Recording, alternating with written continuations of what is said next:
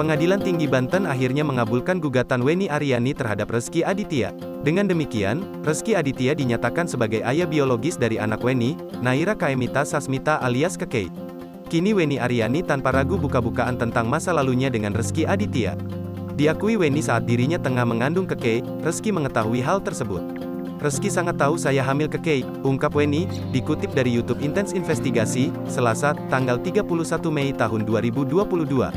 Bahkan Weni Aryani menyebut selama hamil Kekei, suami Citra Kirana itu pernah menemaninya ke dokter kandungan. "Waktu umur kehamilan berapa bulan, Rezky sempat antar saya ke Brawijaya Women Hospital untuk cek kandungan," terangnya. Lebih lanjut, Weni membeberkan bagaimana reaksi Rezky Aditya saat pertama kali tahu dirinya hamil. Menurutnya, kala itu Rezky begitu senang bakal punya anak darinya. "Gaya Rezky tengilkan dari dulu ya, cuman, ya senang ya punya anak gitu doang," ucap Weni Aryani. Yang lebih banyak mengingatkan tentang kehamilan tuh lebih banyak adiknya Rezky. "Mbak hati-hati jangan main jet ski dulu, atau apa gitu," tambahnya.